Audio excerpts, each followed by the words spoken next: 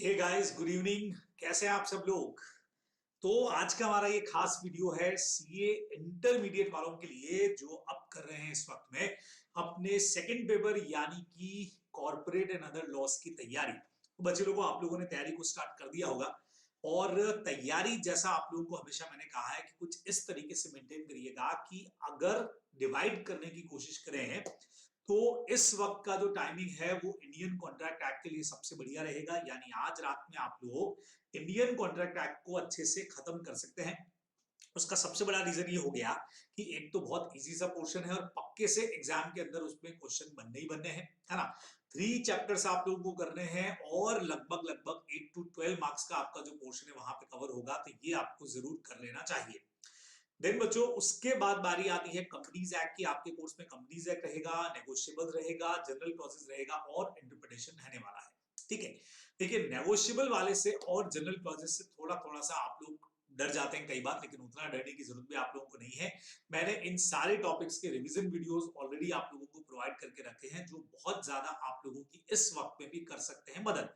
यानी अगर पूरा डिटेल में नहीं जाना चाह रहे हैं तो उन मेन चीजों को आप करके जा सकते हैं जो मैंने आप लोगों को इंपॉर्टेंट भी बताई है। ठीक है। नया मटेरियल अभी बिल्कुल भी ट्राई नहीं करना है, जो आपने पहले पढ़ा है बस उसी को अच्छे से फोकस करते जाइए और बेहतरीन तैयारी आपकी हो जाएगी। सर, आप कल के दिन में क्या करें? बच्चों, कल के दिन में आप अपनी तैयारी के अंदर इंक्लूड कर सकते हैं कंपनीज एक्ट। कंपनीज एक्ट के अंदर भी पोर्शन को इस तरह से डिवाइड करिए कि जो ज्यादा वेटेज वाला है, सपोज करिए आपका डिविडेंड वाला चैप्टर, अकाउंट्स वाला चैप्टर, ऑडिट वाला जो चैप्टर है, उन तीनों चैप्टर का कॉम्बो बहुत बढ़िया रहता है, उसको कर लीजिए।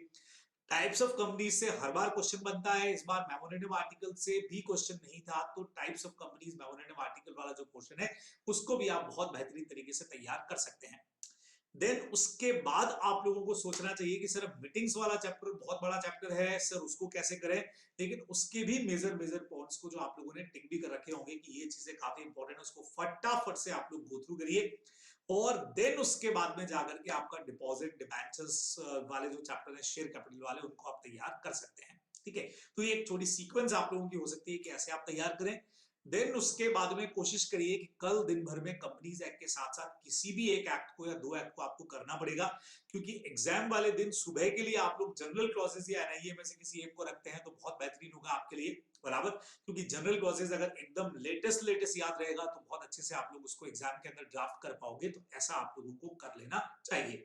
तो एग्जाम वाले दिन के लिए कोशिश करिएगा कि जनरल क्लॉजेस या एनआईए में से एक आप लोग रख दें और बाकी सारा आज रात में और कल के अंदर आप लोगों का सारा काम जो है वो बिल्कुल कंप्लीट हो जाए।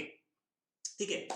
अब बच्चों, एग्जाम में क्या करना है? सर, पहले हम लोग एमसीक्यू की, आप लोग जानते हो कि 30 मार्क्स के एमसीक्यूज आने वाले हैं, 70 मार्क्स का डिस्क्रिप्टिव पेपर रहेगा। ज्यादा बेटर ये रहता है कि आप लोग एमसीक्यू को लास्ट के लिए रखें, ज्यादा बेटर, बाकी आपकी चॉइस है।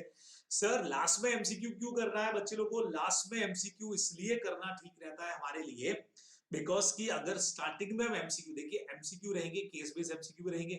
अब केस बेस्ड एमसीक्यू को पहले डिटेल में पढ़ना, फिर उसके क्वेश्चंस को पढ़ना, फिर वापस केस पे दोबारा जाना, फिर उसका आंसर लिखना बहुत टाइम कंज्यूमिंग हो सकता है और ऐसा नहीं हो कि बाकी पेपर आपका छूट जाए। तो कोशिश करिएगा कि पहले डिस्क्रिप्टिव वाला पूरा पोर्शन कर लीजिए, उसके बाद अपने एमसीक्यू की क्वेश्चंस की तरफ आपको जाना है। ठीक है। पेपर प्रेजेंटेशन का तरीका आप लोग सब अच्छी तरह से जानते हो, जो क्वेश्चन आता है वो सबसे पहले करना है, ये सबको पता है बहुत अच्छी तरह से। उसके साथ में जो चीजें बच्चों आपको ध्यान में रखनी है, जिस क्वेश्चन को स्टार्ट कर दो, जिस क्वेश्चन को भी स्टार्ट कर दो, उसका सारा पोर्शन आपको एक साथ करना है। क्वेश्चन फर्स्ट आपने स्टार्ट किया, अगर उसके 4 पार्ट है, ए बी सी डी चारों एक साथ करिए। अगर कोई नहीं आ रहा है तो प्लेस खाली छोड़ दीजिए, वहां हिंट दे दीजिए कि भाई आगे भी पूरा पेपर पढ़ा है अभी, बराबर। फिर जब टाइम मिलता है उस क्वेश्चन को वापस से करिए। लेकिन अगर आपने कुछ ऐसी गलतियां कर दी कि फर्स्ट का ए कर दिया, फिर सेकंड का सी कर दिया, फिर थर्ड का डी कर दिया, फिर वापस फर्स्ट के डी को आपने कर दिया, तो मार्क्स आप लोगों के कटने के चांसेस बनेंगे, क्योंकि प्रॉपर प्रेजेंटेशन वहां पे होना बहुत जरूरी है।